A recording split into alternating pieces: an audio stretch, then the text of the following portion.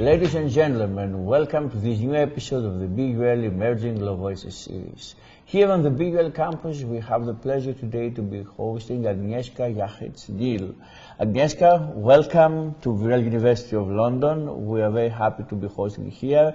On a very interesting interview, I am very sure that we're going to have a discussion about international humanitarian law, and not only, I would say. So, and on this I hint upon your latest chapter in an edited volume, that maybe you can talk a bit about it, tell us about it, and start like this small interview. Thank you. Thank you for having me. It's a true pleasure to be here and share my work, insights about my work. So my latest chapter that I have written focuses around, so my general background is in targeting in conflict and legal aspects of that, but also sort of, decision making behind it as well, operational considerations. And that I've been sitting with that research for quite a number of years, but lately I have developed a little bit of interest in other parts of military life and beyond that as well. And I'm looking at impact of music and sounds in conflict, but as well beyond that. So my latest chapter actually is a part of a bigger compilation of chapters and contributions following a very interesting conference that focuses on sound sites and sensibilities around prosecution of or mass prosecutions, or generally in international criminal law, but also domestic sphere. And my chapter focuses on the topic of impact of music on commission of violent crimes, potentially mass crimes as well. So I take 3 case studies there, and I consider interest and the fascination, musical fascinations of soldiers in Sierra Leone from United Front. And then I follow to consider the impact or fascinations and role the music plays in context of Breivik's terrorist attack in Norway in early 2000s. And from there, I'm considered possibly the only one case before international criminal tribunals so far that was actually dedicated and involved charges of music or creation of music that incites genocide, and that's the case that I consider. I guess what you mentioned right now, I think is very innovative, and reminds me of the correlation between music and the Nazi regime, meaning Wagner and Hitler, yes. And also in Auschwitz, where the commander of Auschwitz, actually their children played even piano and musical instruments, yes. In the house, and the Jews were exterminated, yes. Next to that commander's house. So unfortunately, sometimes music has these negative correlations when it comes to warfare. Do you think that because music inspires, the issue is that the music can also maybe unearth some very kind of deep negative feelings and instincts we have as human beings? So my chapter is entitled, "Can Music Create Killers?" Exactly, that's my question. And that is, you know, a provocative question I'm asking. But we do know by looking at the scientific research behind the impact of music on human beings, we know that music can stir very positive emotions in us and has direct impact on our brain and what happens to us. So they're really good feelings around when we listen to music that music can evoke. And also it stimulates our memory centers. So we often find what's known in the science as a nostalgia, musical nostalgia, when we correlate a memory of a certain moment in life with a certain music or the sounds that come with it. So the question is, if we know that music has a positive effect, can it also have a negative effect? Because it's a kind of it's hard to only say that something has positive effect if we know that it can evoke such a strong, deep emotions sometimes as well. And I think the question is complex. Complex because music in itself, I feel, is neutral. It can evoke different emotions and has different impact on different people, hence our own tastes and affinity to certain genres or certain albums or even tracks themselves that we find. But to that extent as well is how do we use music, for which purpose plays the role, right? So in armed conflict, we know music has in the past been used as a weapon to a certain extent. For example, certain organized armed groups in context, we have some evidence in context also Sierra Leone, use drums and certain folk, very known folk music to advance their attacks or in incursions into the villages to scare the civilians or to lure them out from their hiding places. So we know that it can be proactively used as a part of conduct of hostilities. Now, there's absolutely no regulation of that aspect of warfare, if you like. Exactly. And you touch upon now intangible things, even of harm and of warfare, that our society, maybe the laws of war, didn't have maybe in mind when they were instituted, for example, the Geneva Convention, especially the Fall Geneva Convention in 1949. So speaking about also music in the context of harm, civilian harm, do you think that it's another facet of intangible harm? Because so far, and personally, as you know, I've written also about mental harm, civilian mental harm and trauma, which is another facet of intangible harm. So do you think that music or the arts should be added to this kind of facets? This is an interesting question from many aspects. I know that some scholars are raising question, for example, intangible cultural property, such as music, if it's lost through the hostilities or even natural disasters, is it a part of wider impact and harm to the certain cultures?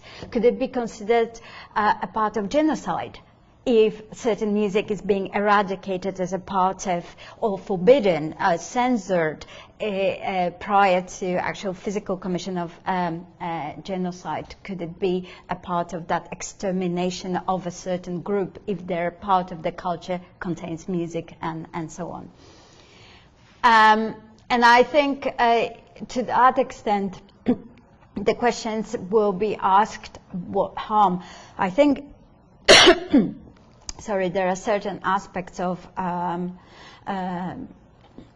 positive impact that we find solace in music, and in a hard time of armed conflict and hardship, sometimes having, apologies, the access to music that can comfort us could be actually a part of survival and mental health. Maybe I will make a short comment to give you some time to take a breath. As our viewers understand, of course, that these things happen, and it's a live also discussion we're having now. Agnieszka, all this discussion about the music reminds me the junction between music. So far we knew about music as propaganda music in peacetime under totalitarian, of course, regimes. And now you are putting on the table a very interesting note of music in the times of warfare. So it reminds me a bit now of international human rights law. International human rights started as a peacetime apparatus in order to regulate legally the relationships throughout peacetime, but eventually, as we know now, they apply also throughout warfare. And along these lines, now touching upon the aspect of international human rights law about which our viewers will maybe be aware that much has been written about it. This expansion of international humanitarian law, do you think that in essence it's an expansion that relates only to human rights law, or it can actually go to other fields of law?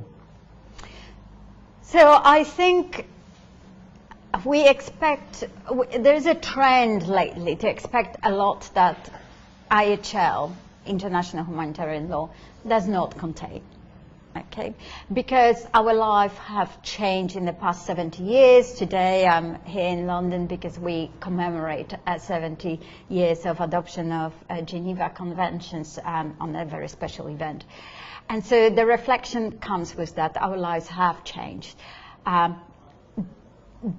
laws that were adopted by states at that time, 70 years ago, and lately in 70s as well, which is already 50 years in ongoing pretty much, were already a compromise. And they were not designed to cover everything that comes with impact of war. And I've been following very interesting discussion this year, and as you know, we've been having you as a speaker about the notion of harm, civilian harm, and impact of war. And I think it's very prudent for us lawyers to look outside of IHL for full understanding of the circumstances of wartime and armed conflicts that affect civilian population. At the same time, I am not at this point convinced that those aspects are fully reflected or should be fully reflected, regulated by IHL. I think we need to draw from other disciplines. That IHL is international humanitarian law. For those of our viewers that are not acquainted with the field of international humanitarian law, Agnieszka, when you mention other disciplines, you mean, I assume, psychology, sociology, or international relations? Which other fields do we have in mind? Any other fields, or is it a general comment? I think we should draw from any other areas that gives us an insight into the circumstances of wartime for those involved in those conflicts. And when I say involved, I mean either actively prosecuting or those who are get themselves caught by the circumstances. This is another point that I would like to touch upon now, because so far you mentioned how international humanitarian law should be impacted, should be open to other fields. My question would be now, how other fields, meaning judges, international judges, should open themselves also to international humanitarian law, in particularly when it comes to military experts? Okay, so I think judges are human beings, and they all come to a certain extent with certain biases and specializations and their views and perceptions of their own areas of law as well. And so sometimes it takes an open mind, I think, to all of us, those who are not judges and those who are military experts. Same on the military forces side. An open mind to be open to discussion that may be inspirational, that might change the perspective of the person, which might not necessarily change the law or precepts of the law, but the perspective and perhaps looking for solutions outside of the law in policy, in practical measures, humanitarian measures, might be a better way forward. Now, we all part of this community, international community that is involved. But more often than not, we still see very sort of narrow approaches that we have, and what this creates is actually a situation where we see the problem on ground, we see limitation of the law, and we're sort of stuck. We don't know what to do about it. Agnieszka, one final question before we wrap up this interview. I would like to ask you about urban warfare. Do you think that in essence the new challenges posed to international humanitarian law relate to urban warfare, and how much is the current regime, legal regime, ready to tackle these challenges? So, yes, absolutely. I think the warfare in the cities, concentration of cities, and the projections even from United Nations agencies about concentration of civilians or residents in urban mega cities tells us that we are going to predominantly exist in city or city-like environment in the future as well. So being concerned about urban warfare is absolutely vital for us because there are inherent risks when you have accumulation of civilians, when you have accumulation of infrastructure that comes with that necessary, you have transportation infrastructure, health and educational, and the hospitals and everything else that helps people live in a wartime becomes a source of survival. So we're changing from that. And so being particularly concerned about warfare in the urban environment is absolutely vital way forward, and we need to look into that. Whether law is sufficient to address it, insofar I'd say yes, but the problem with the law is not the law itself very often, but its implementation, and I think that's where the key point is. And whether also the implementators of law can understand that law is dynamic and are able actually to engage themselves with the dynamics of law, maybe. That's right. Ladies and gentlemen, it was Agnieszka Jachec-Neale Yes, you get it there. Yes. Together with us today. Thank you very much for being with us, and we look forward to seeing you in the next episode of the Big Well Emerging Law Voices series. Thank you very much.